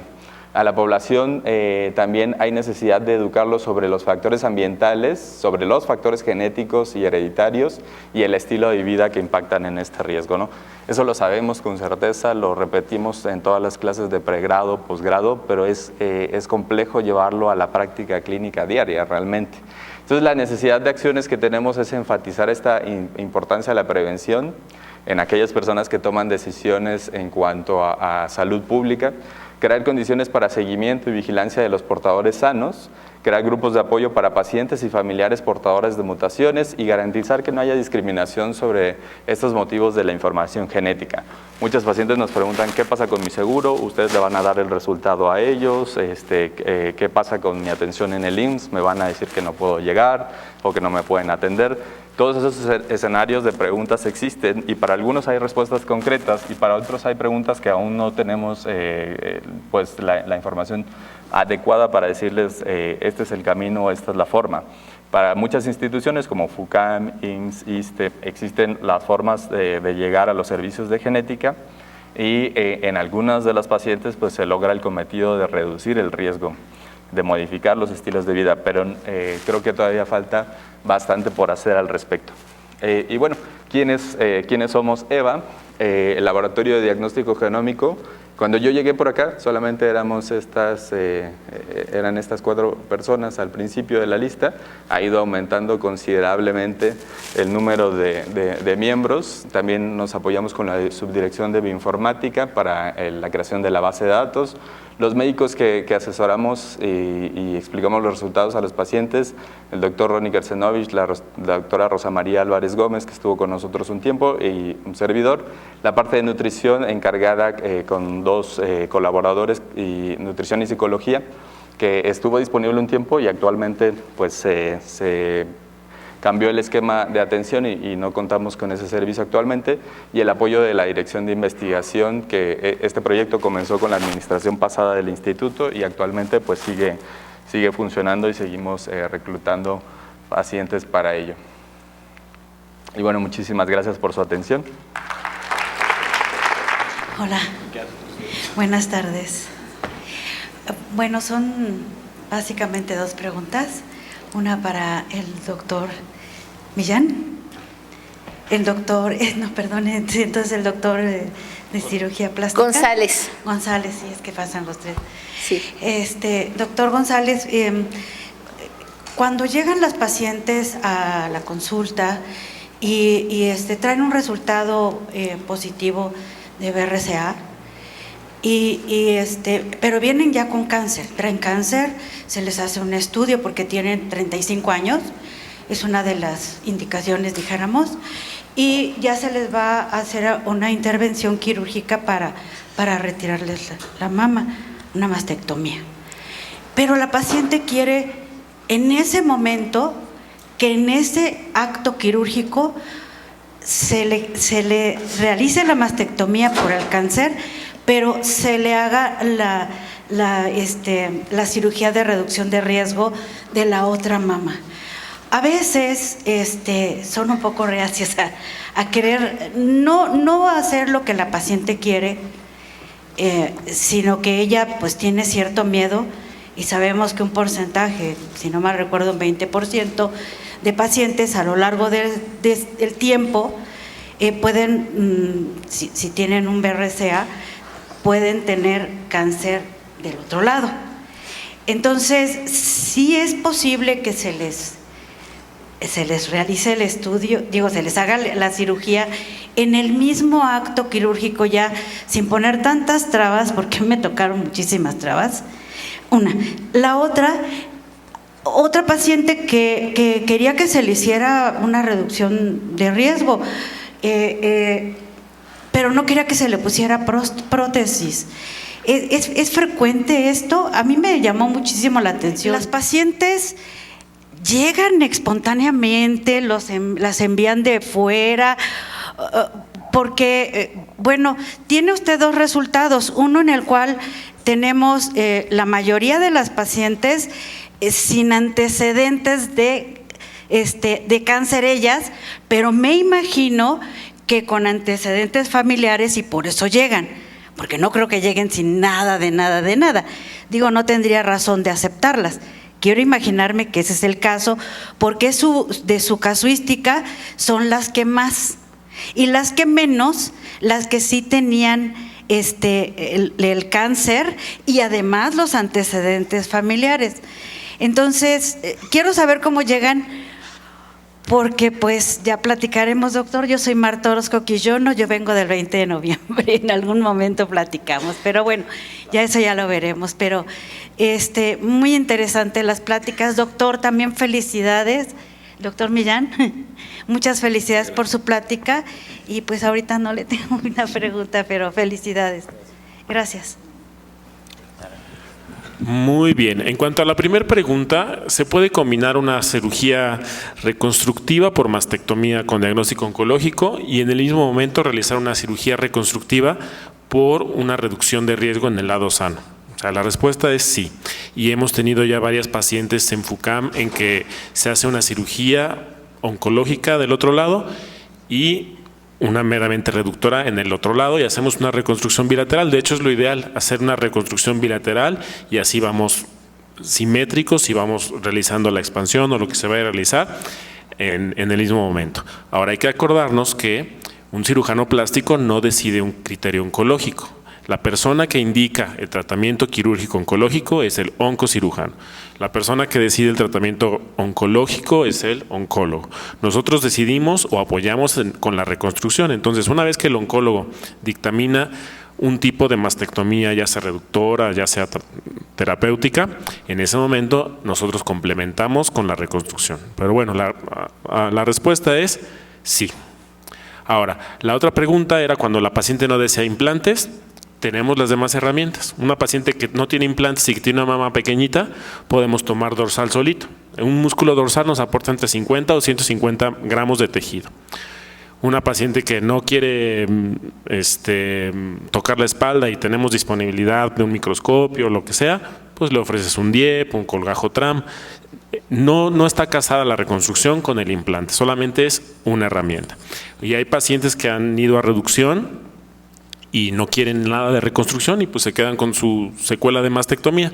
Si meses o años después quieren replantear una reconstrucción, vamos a una reconstrucción tardía.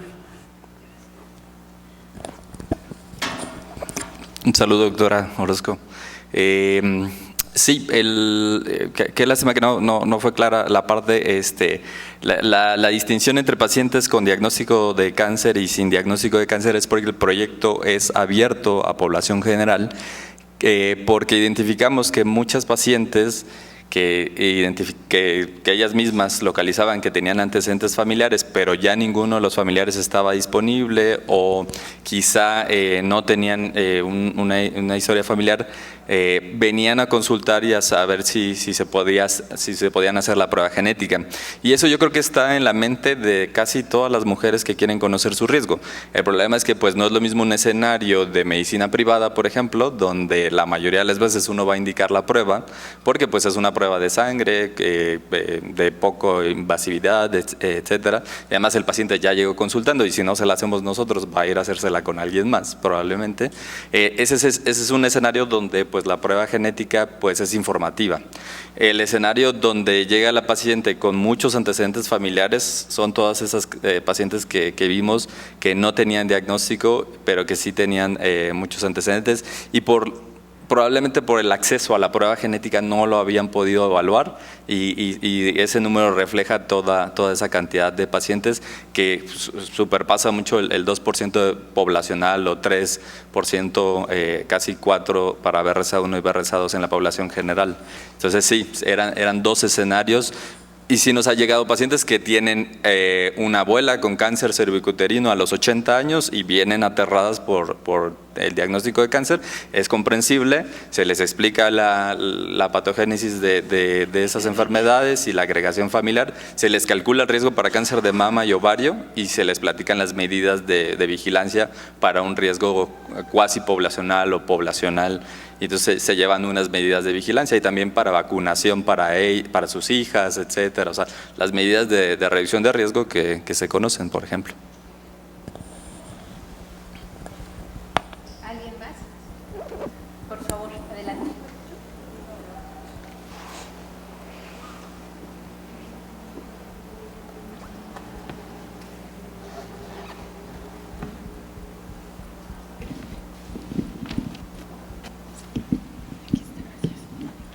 Buenas tardes, doctores.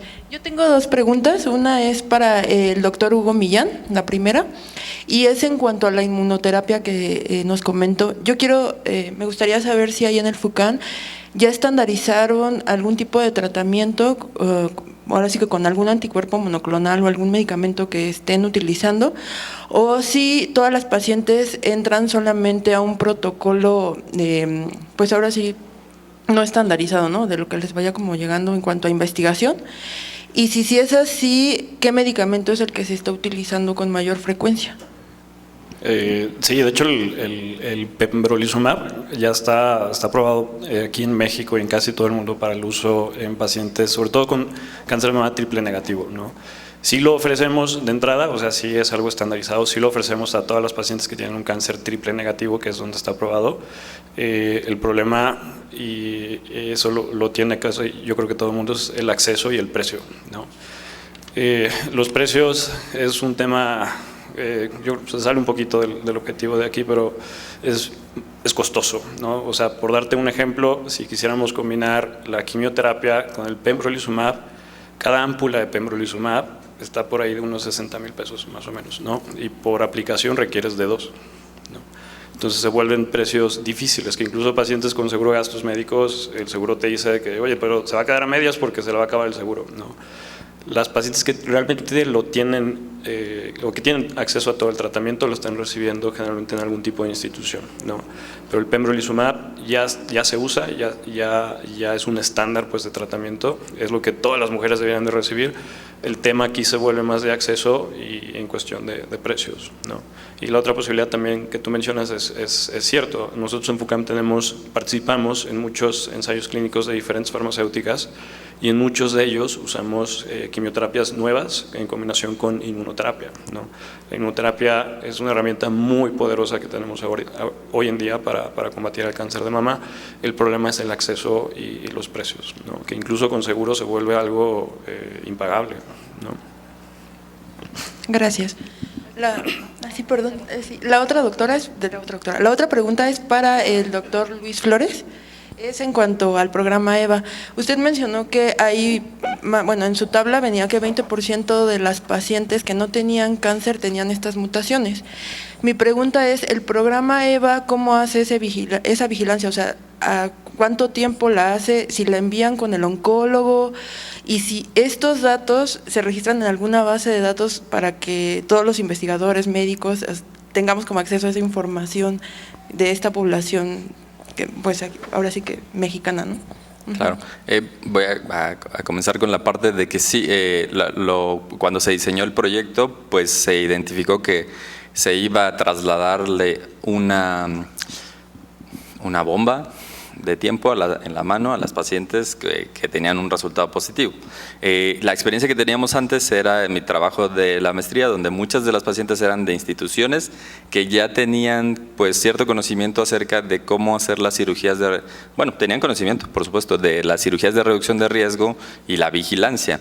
Entonces, algunas de las pacientes tenían derecho a bienestar para IMSS, ISSSTE, SEDENA, etcétera, y entonces llevaban su vigilancia en esas instituciones. Justo y es lo que refleja sumar esfuerzos con FUCAM, es que algunas de las pacientes son referidas de FUCAM a que las evaluamos, otras pacientes son referidas de Siglo XXI, de Centro Médico La Raza, etcétera. O sea, la variabilidad de pacientes ISSSTE, por supuesto, algunas pacientes que se enteran de manera espontánea porque una compañera del trabajo vino a una evaluación y las dos tuvieron cáncer de mama en inicio temprano. Esta es una historia que recuerdo. Llegan al instituto y son evaluadas. Después, el seguimiento que requieren no lo damos nosotros porque aquí solamente tenemos un piso de atención clínica en donde estamos 3 genetistas, 2 dedicados al proyecto. Y pues no tenemos la infraestructura para este seguimiento. Entonces sí, nos apoyamos del resto de la infraestructura de salud, ¿no? Lo cual es complejo, pero procuramos que casi todas las pacientes que requieren seguimiento pues estén ya enganchadas con algún instituto o fundación que les dé el seguimiento necesario. Y la última pregunta era sobre la base de datos, si era libre. No, justo como el proyecto pues es un proyecto institucional, la información está contenida en una base de datos privada que está siendo pues manejada también con seguridad, desidentificando los nombres de los pacientes y los tipos y los datos personales para evitar cualquier tipo de fuga de información, pero pues eventualmente pues esta información será publicada, ¿no? para tener acceso a esa información. Nos gustaría que fuera una forma a mí como genetista clínico de cáncer hereditario me gustaría que hubiera una buena forma de agregar información de cáncer hereditario de todo el país, ¿no? Porque vemos variantes que requieren reclasificación, por ejemplo las de significado clínico incierto, que no hable nada de eso, pues se vuelven proyectos de doctorado, por ejemplo, ¿no?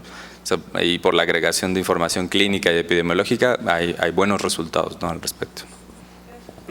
Yo tengo una pregunta para cada uno. Muchas felicidades por sus ponencias muy claras. Doctor Hugo Millán, ¿cree que la inmunoterapia va a sustituir o desplazar la quimioterapia en un mediano plazo. Al doctor Flores, cuando recién se anunció sobre este proyecto, se había comentado que se iba a explorar a las comunidades indígenas. Y no sé si lo han logrado hacer, y si sí lo hicieron, ¿cómo vamos? Y al doctor Aarón, sabemos que los implantes mamarios pues no desarrollan en sí cáncer mamario, pero sí hay una entidad que es el linfoma de células anaplásicas. Entonces, si nos podría nada más como puntualizar o aclarar muy breve este aspecto. Me gustaría pensar que sí, doctora. Yo en un futuro espero que sí, y lo digo porque tenemos ya tumores en donde usamos nada más la inmunoterapia y tenemos resultados muy buenos también, ¿no? En cáncer de mama se ha hecho el esfuerzo, sobre todo en etapas metastásicas, de dar la inmunoterapia sin la quimioterapia, y los resultados hasta el momento no han sido tan adelantadores, ¿no? En etapas tempranas no tenemos hasta el momento información, al menos no que yo conozca, de dar inmunoterapia solita sin quimioterapia. Entonces, por el momento y en los próximos 10 o 15 años, yo creo que la tendencia va a ser en etapas tempranas seguir combinando quimio con inmuno, ¿no? Y tiene un motivo también, porque al dar quimio generamos muerte celular, y la muerte celular libera antígenos para que el sistema inmunitario la reconozca con más facilidad y más fácil pueda atacar al tumor, ¿no? Entonces, en etapas tempranas creo que por el momento no. Quizás en etapas avanzadas, si logramos avanzar un poquito más en investigación básica y bloquear algunas otras formas por las cuales el tumor se defiende de la activación del sistema inmune, puede ser, no lo veo tan improbable. A corto plazo yo creo que no, quizás en unos 30, 40 años, esperemos que sí. Sobre la colaboración que tuvimos con la Secretaría de Pueblos Indígenas y Comunidades Originarias de la Ciudad de México, trabajamos más o menos con un registro, si mal no recuerdo, no puse los datos, pero de menos de 200 pacientes originarias de varias comunidades, otomís, nahuas, de Xochimilco también fue un gran grupo que trabajamos, y en ninguna de las personas porque no son pacientes, son personas que acudieron a consultar, en ninguna identificamos una agregación familiar de cáncer, de las que yo vi y las que recuerdo que vieron mis compañeros, y en ninguna tomamos una muestra. No sé si los factores ambientales de su dieta menos procesada tenga algo que ver con esta predisposición, pero no requerimos evaluar a ninguna con una prueba genómica. En cuanto a la cuestión de la relación entre implantes y cáncer, no hay una relación entre implantes mamarios y cáncer de mama. Existe de manera anecdótica, y todavía no es estadísticamente significativo, pero ha habido detección de casos esporádicos de relación con linfoma, un linfoma en especial, que está relacionado al comportamiento de la cápsula. Es como de reciente aparición o diagnóstico esto.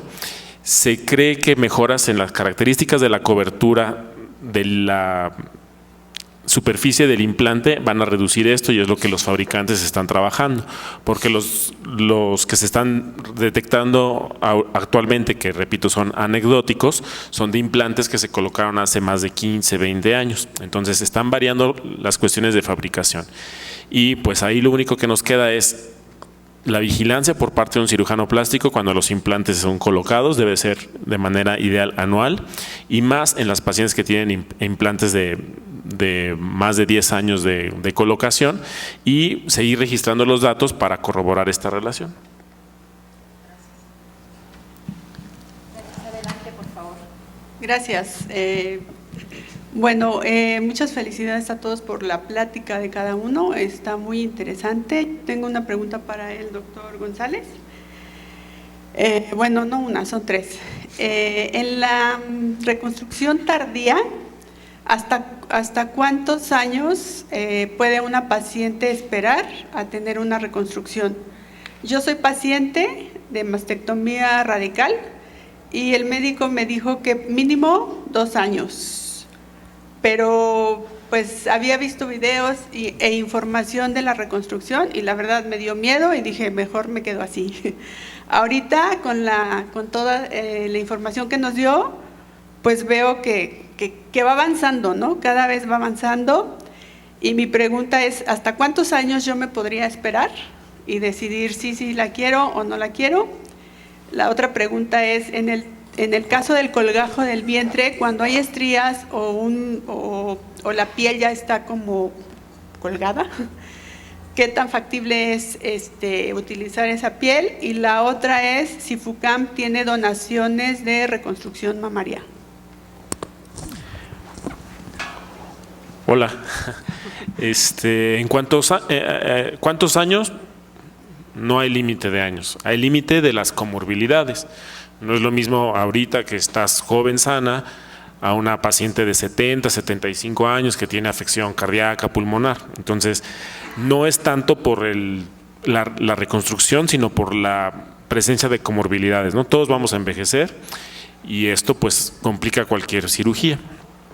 En cuanto al colgajo abdominal, no es una contraindicación las deformidades o los defectos a nivel cutáneo. Contraindicación o problemas son cirugías previas o cicatrices abdominales, que son en los planos profundos, pero en cuanto a estrías o en cuanto a defectos de superficie, no afecta. Ahora, si hay cicatrices o demasiadas estrías cercanas a los sitios de las perforantes, ahí sí nos puede afectar y bueno, tenemos otras herramientas. Lo que sí es que a veces cuando hay estrías en mi abdomen inferior, pues esas estrías se van a trasladar al tórax, ¿no? Eso en cuanto al TRAM. Y en cuanto a donaciones, pues de repente sí hay donaciones. La matriz que puse en las fotografías fue donación. Hace unos años esta empresa de cosméticos que rima con jabón, donaron así, no sé, 50 reconstrucciones y ahí andábamos buscando pacientes. Entonces es esporádico, que más nos gustaría que la industria y las empresas hicieran más donaciones, pero bueno, de inicio todas entran a un plan pues de retribuir recursos, porque pues no, de inicio no hay a menos que haya. ¿Me explico? Ok. Sale. Y para el doctor Flores, una pregunta. Yo vine aquí a una plática para lo de la EVA, para el programa. Sí. Y yo entendí que si tú tienes un familiar con cáncer, como que en automático vas a ser candidato a la prueba. Eso es lo que entendí. Yo tengo tía con cáncer de mama, tía materna, tengo prima materna y después fui yo. Entonces, a esta plática venimos todas mis hermanas, porque todas entraron en pánico, y entendimos que si en la familia había un familiar con cáncer, éramos posibles candidatas. Cuando venimos al cuestionario, Ajá. Traíamos como esa parte de cuántas personas en la familia ha habido con cáncer, y dijimos, sí, seguro que sí somos candidatas. Bueno, las que todavía no tienen, ¿no? Y sin embargo, con todo el cuestionario que traíamos y algoritmos. Un algoritmo, ajá, sí. Que Sí. necesiten ustedes para Sí. con una, bueno. Un ¿eso número. entendí? Sí. Ajá, nos dijeron, no son candidatas, o sea, no, el problema no es genético y ya no hubo prueba. Entiendo.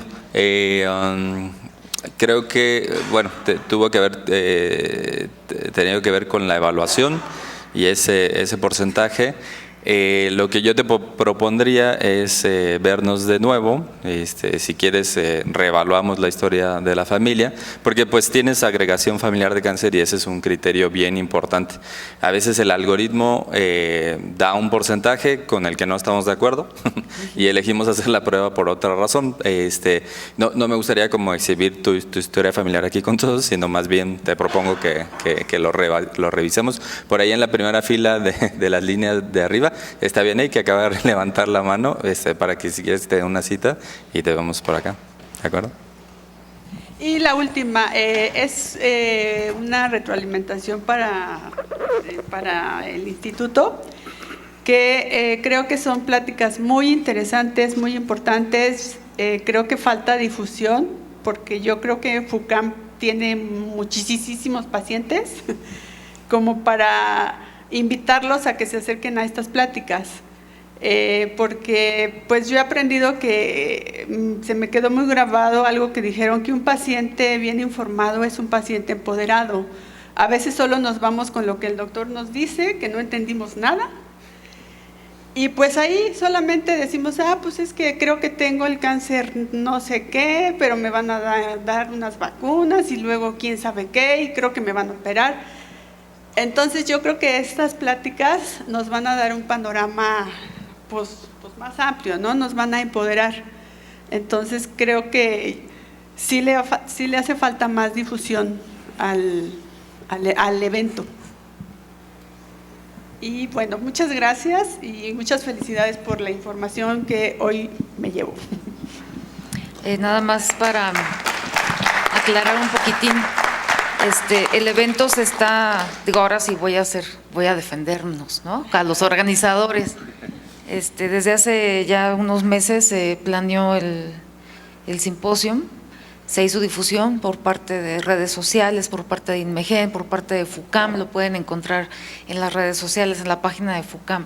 O sea, está abierto, además gratuito, y si las personas o la comunidad, nuestra población no acude, pues ya no podemos hacer más, ¿no? Entonces yo espero, el evento se está grabando, entonces de alguna forma se va a tener acceso en las diferentes páginas, que eso es una gran ventaja actualmente que tenemos, gracias quizá a la pandemia, ¿no? O sea, como que ya estamos utilizando más estos recursos, pero sí, o sea, por parte de las dos instituciones se hizo un gran esfuerzo para difundir el evento, y pues ya nada más es cuestión de que se corra la voz entre ustedes y pues visiten las respectivas páginas para retomar, ¿no?, la información. Muchísimas gracias por la observación. ¿Hay alguna otra pregunta? Aquí, allá al fondo, por favor. Hola, buenas tardes. Yo tengo dos preguntas para el doctor Millán. Muchas felicidades por su plática, doctor. La primera es si existe alguna indicación para evaluar el eje PD1 o PDL1 en pacientes o solamente se hace en pacientes que son triple negativo. Y si es así, ¿qué clona se usa? Sí, o sea, se lo puede hacer a cualquier paciente y lo de la clona es un tema muy controversial hasta cierto punto porque cada molécula o cada farmacéutica que desarrolló la molécula de inmuno tiene su clona específica para decidir cuál es PDL1 positivo y cuál es PDL1 negativo, ¿no? Sí hay algunos estudios de correlación con las más comunes, por ejemplo, pembrolizumab usa 22C3, nivolumab creo que usa, Tesu usa CP142, y la correlación que hay entre ellas, al menos las más usadas, andan por ahí del 80-85%. Entonces, para decidir que una paciente es PDL1 positivo, y usan algunas otras combinaciones como CPS, etcétera, pero la correlación entre las diferentes clonas de las diferentes moléculas, de las diferentes farmacéuticas, no es tan mala, anda por ahí de un 80-83% más o menos. Se lo podría hacer tanto a pacientes receptores hormonales positivo, HER2 neo positivo y triple negativo, porque los tres tienen un poder pronóstico muy importante y predictivo de respuesta a tratamiento, ¿no? Entonces, en los tres subgrupos que tenemos, lo podemos hacer y nos da información. El problema está en que no lo hacen todos los patólogos. Todavía el método por el cual el patólogo reporta el PDL1 o los linfocitos incluso puede variar un poco, ¿no? Entonces todavía no está universalizado, por decirlo de alguna forma, pero sí, de que se puede hacer y sí nos da información a nosotros como oncólogos, tanto pronóstica como predictiva de respuesta, ¿no? Se puede hacer, por ejemplo, te podría decir, si lo quisieras hacer de forma particular, Médica Sur lo hace, ABC lo hace, algunos otros patólogos también de forma personal lo pueden hacer, entonces sí se puede hacer. El problema es que todavía no está, no es universal todavía, no es como si yo pidiera una inmunohistoquímica para receptores hormonales, que ya es muy fácil de hacer, se interpreta de forma fácil, es más generalizable, ¿no? Pero el PDL1 y las combinaciones del PDL1 como CPS, TPS, etcétera, sí se puede hacer. El problema es saber en dónde y quién lo hace y ya cómo usar esa información que te reportan, ¿no?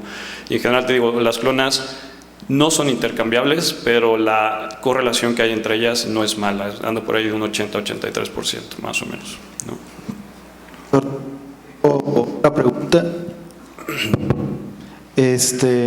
Mostró al inicio respuesta a tratamiento en receptores hormonales positivos y después en triples negativos.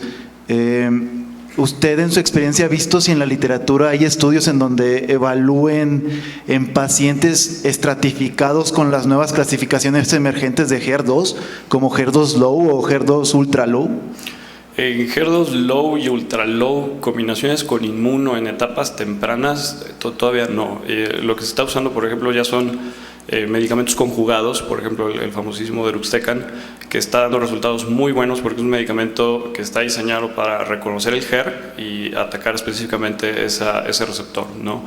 Sí, en HER2 lo estamos usando, por ejemplo, en enfermedades residuales, pacientes que reciben quimioterapia en adyuvante, doble bloqueo y cada enfermedad residual, ahí sí estamos dando anti-HER2 con inmuno para ver si mejora un poquito más el pronóstico. En etapas tempranas, HER2 low y HER2 una cruz o dos cruces FISH negativo, todavía no estamos dando combinación con inmuno que yo sepa, porque estamos usando precisamente estos medicamentos diseñados específicamente para reconocer el receptor, que se puedan internalizar y atacar directamente a la célula, como es Deruxtecan, ¿no? Y en pacientes que ya recibieron tratamiento en una forma de adyuvancia sí se está usando, pero todavía está en fases de investigación, ¿no? Luminales, en ESMO se acaba de presentar la semana pasada la combinación de quimio con inmuno en pacientes luminales y aumentaron las respuestas patológicas, ¿no?